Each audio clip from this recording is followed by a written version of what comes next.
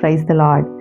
ప్రార్థన దేవునితో గడిపే, దేవునితో మాట్లాడే అద్భుత క్షణాలు. నీ హృదయ వాంఛలు, నీ కోరికలు, నీ బాధలు, నీ సమస్యలు, శోధనలు సూటిగా దేవునితో పంచుకునే సమయమే ప్రార్థన. కొన్ని వేల మంది భక్తులు చేసిన ప్రార్థనలు బైబిల్లో చూస్తున్నాము.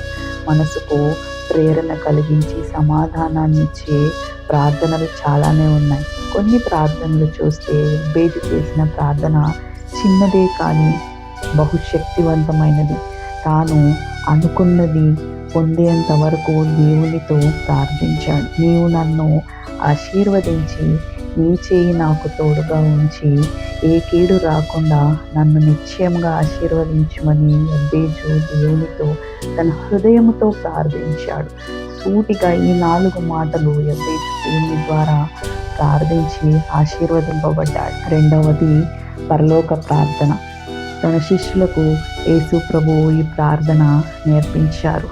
దేవుని చిత్తం నెరవేరబోయే ఈ యొక్క సమయాల్లో, దేవుని రాజ్యం సమీపంగా ఉన్న ఈ సమయంలో పరలోక ప్రార్థన చాలా అవసరం. అందులోని మర్మాలు, పరలోక ప్రార్థన యొక్క గొప్ప శక్తి మన ఉదయకాల సాయంత్రం ప్రార్థనల్లో తప్పకుండా ధ్యానించాలి. మూడవ ప్రార్థన రక్షణ కొరకు యోనా చేసిన ప్రార్థన. యోనా దేవుని వాక్యాన్ని ధిక్కరించి దేవునికి అవిధేయతగా ఉన్నప్పుడు మరలా దేవుని వైపుకు తన మనసును తిప్పుకొని పశ్చాత్తాపముతో నిజాయితీగా దేవుని సన్నిధిలో తన హృదయాన్ని కుమ్మరించి ప్రార్థించాడు. ఒకవేళ నువ్వు కూడా నేనే మహాజ్ఞానినని దేవునికి వ్యతిరేకంగా జీవిస్తున్నావేమో, మరి యోనా చేసిన రక్షణ ప్రార్థన వలె నువ్వు కూడా దేవుని యొద్దకు తిరిగిరా. తప్పకుండా దేవుడు క్షమించి నిన్ను ఆశీర్వదించడానికి సిద్ధంగా ఉన్నాడు. 4వ ప్రార్థన దావీదు.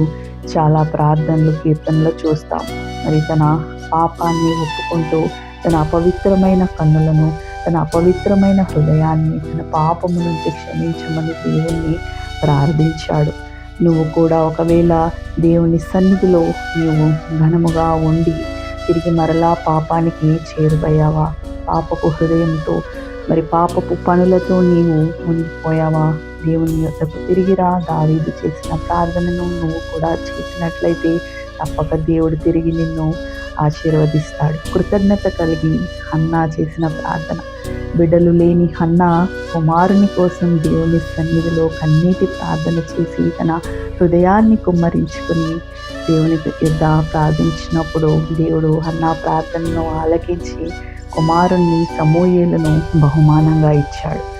ఆశీర్వాదం పొందిన తర్వాత హన్నా చాలా కృతజ్ఞతతో, హృదయంతో, నిజాయితీతో తను దేవుని యొద్ద ఉన్నది. తన చేసుకున్న నిబంధన ప్రకారము సమూయేలును దేవునికి సమర్పించింది.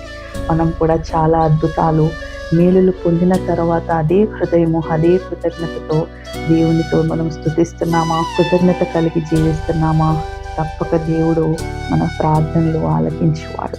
మన హృదయాన్ని వినే దేవుడు, ప్రతి పరిస్థితిని అర్థం చేసుకునే దేవుడు. కాబట్టి ప్రార్థనతో నువ్వు శక్తి పొందుకో. ప్రార్థన నీ జీవితాన్ని, నీ స్థితిని, నీ గతిని, సమస్తాన్ని మారుస్తుంది. ఆమేన్.